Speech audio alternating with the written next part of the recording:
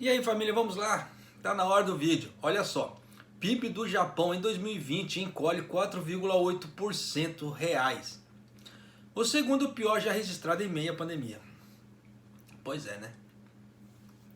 A economia do Japão contraiu 4,8% em termos reais em 2020, em relação ao ano anterior, a segunda contração mais acentuada já registrada.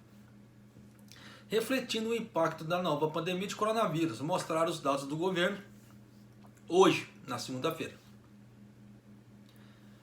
O Produto Interno Bruto Real, o valor total dos bens e serviços produzidos em um país ajustado pela inflação, marcou a primeira queda desde que encolheu 5,7% em 2009. A maior contração desde que os dados começaram a ser compilados em 1955, de acordo com os dados preliminares divulgados pelo gabinete do governo. O crescimento negativo em 2009 foi registrado na esteira da crise financeira global. Para quem não se lembra, aquela crise do Lehman Brothers, que o Japão ficou feio demais. No ano passado, o consumo privado, que responde por mais da metade do PIB do Japão, caiu 5,9%, principalmente devido aos pedidos de permanência em casa durante o estado de emergência nacional do governo devido à crise do vírus. Muitas cidades importantes no exterior entraram em confinamento rígido, reduzindo a demanda por produtos como carros e reduzindo as exportações do Japão em 12,3%. Em uma base trimestral, entretanto, o PIB no período de outubro a dezembro cresceu 3% real, ou 12,7% anualizado em relação ao trimestre anterior, com a terceira maior economia do mundo, continuou a experimentar uma forte recuperação de sua queda induzida pela pandemia. Se você levar em conta, é aquilo que eu falo, Se você levar em conta que o trimestre passado foi desculpa o termo, uma merda, no outro mês dá uma subida, claro que dá um crescimento. Só que como é um crescimento falso, tá certo? Porque se no outro mês se tivesse forte, nesse mês agora, por exemplo, que desse o crescimento já com outro mês forte, aí sim era um crescimento, digno. Mas se pegar um mês podre em relação ao mês bom, que é o de agora, claro que vai ficar um crescimento bonito, Então temos que tomar cuidado com as análises, O crescimento trimestral foi muito superior à projeção à média dos economistas do setor privado de uma expansão anualizada de 7,97%. Após o salto anualizado de 22,7% do período anterior de 3 meses, o PIB cresceu em uma porcentagem de 2 dígitos pelo segundo trimestre consecutivo, depois que a emergência do coronavírus fez encolher 29,3% anualizado no período de abril a junho, no caso, no maior registro de encolhimento. Então, fazendo a análise de trimestre a trimestre, você vê que tem um trimestre que encolheu muito, e dependendo do que acontece no outro trimestre, dá um crescimento muito alto, mas é aquele chamado crescimento falso. Se ele não for constante, é um crescimento falso.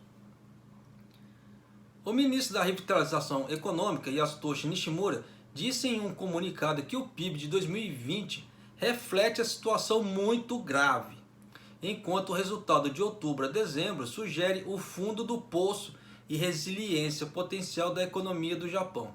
Então deu para vocês entenderem, Então aquela história que tinha emprego, que isso e aquilo, não se reflete. Olhando para o futuro, muitos analistas preveem que o Japão apresentará um crescimento negativo no período de janeiro a março novamente. Sim, principalmente se levar em conta o estado de emergência. Já que Tóquio e outras 9 das 47 prefeituras do país estão atualmente sob um segundo estado de emergência, em meio a uma terceira onda de infecções do coronavírus. A emergência que o primeiro-ministro Yoshihide Suga declarou no mês passado deve terminar em 7 de março. Dependendo, para alguns estados deve terminar antes, porque essa semana parece que eles vão tentar fazer uma análise. Eles iam fazer a análise semana passada já para tirar pelo menos Aichi, Gifu e Fukuoka, do estado de emergência. Só que nessa brincadeira toda, o que aconteceu? Tóquio começou a baixar os números, tanto que até ontem era o 8º dia consecutivo abaixo dos 500, os 500 infectados por dia. E isso é um dos critérios para retirar, né, o estado do estado de emergência. Osaka, a mesma coisa, só que eles estão levando em conta também o número de leitos ocupados. Tá? Aí, nesse questão do número de leitos ocupados, que eles vão decidir ou não, se vão retirar ou não. Porque se der um outro boom com os leitos já lotados, já viu. Porque muitos médicos já estão falando, se sair agora, dependendo, vai dar um novo boom. Tá? Então, eles já estão muito meio assim.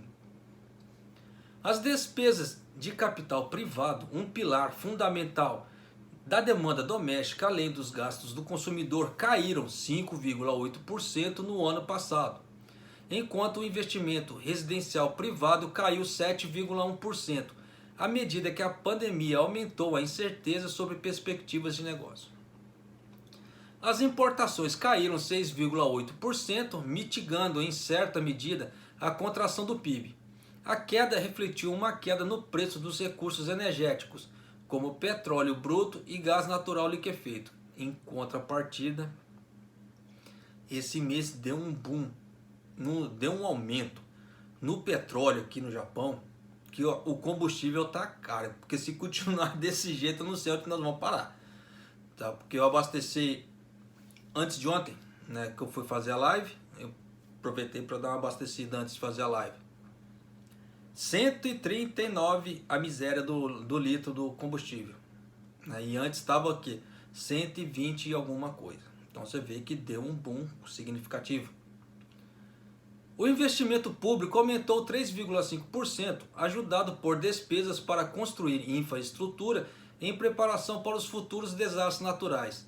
Os gastos do governo aumentaram 2,7% e vai aumentar muito mais, porque deu aquele terremoto em Fukushima, que fez um estrago da miséria danada. Para o período de outubro a dezembro, o crescimento econômico foi impulsionado por um salto de 11,1% nas exportações, na parte de trás de uma recuperação firme da economia global, bem como um aumento de 2,2% no consumo privado, apoiado por medidas governamentais, incluindo a campanha de subsídios para impulsionar o setor do turismo doméstico atingido pelo coronavírus. Para quem não se recorda, é a campanha Go to Travel. E tem a Go to Eat também. O tamanho analisado do PIB real para o trimestre do relatório foi de 542,69 trilhões de ienes, recuperando mais de 90% do declínio do período de janeiro a março do mesmo ano até o segundo trimestre.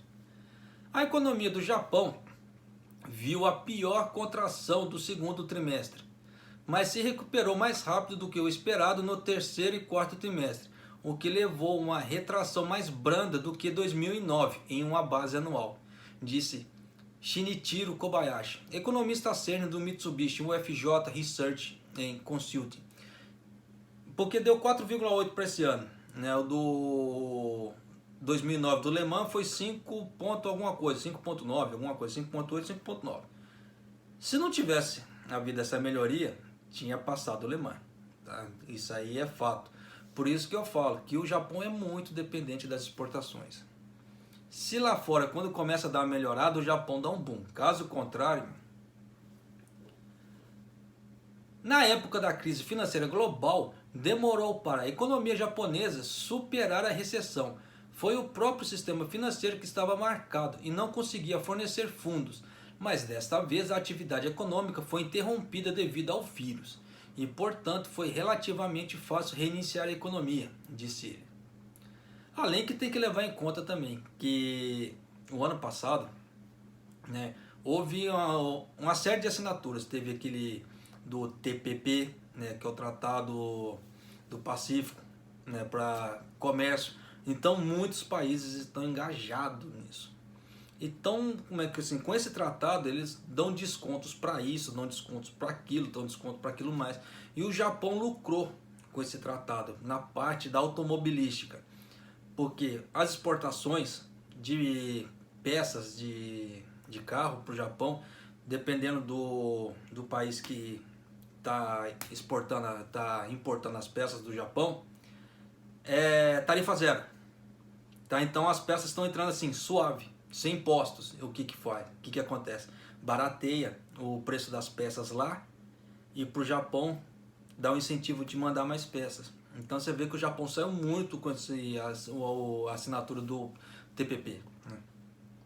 No entanto, Kobayashi disse que não poderia avaliar o crescimento econômico na segunda metade de 2020, favoravelmente porque consultou a política do governo de priorizar a revitalização econômica em vez de conter a propagação do vírus, que levou à emergência em curso e deve causar um crescimento negativo novamente. Porque o Suga, ele priorizou só a campanha Go to Travel. Ele só queria a campanha Go to Travel. Ele queria fazer a roda da economia girar de qualquer jeito, a todo custo. Só que ele se esqueceu que o povo estava com coronavírus. E aí? Foi o que deu a caca de agora. Tanto que quem acompanha o canal deve se lembrar também que o Suga só fez a declaração do estado de emergência porque Tóquio, Saitama, Chiba e Kanagawa, eles vieram a público pedir um estado de emergência. Senão o Suga não teria feito. Né? O Suga, ele meio que se faz de cego para algumas coisas. O velho é meio safado. Em termos nominais, ou não ajustados para as mudanças de preços, a economia encolheu 3,9% no ano de referência, mas expandiu 10,5% anualizado, ou 2,5% trimestral, em outubro e dezembro. Então você vê que eles fazem uma análise anual e a análise trimestral. O gabinete oficial está programado para divulgar os dados revisados do PIB anual e trimestral em 9 de março.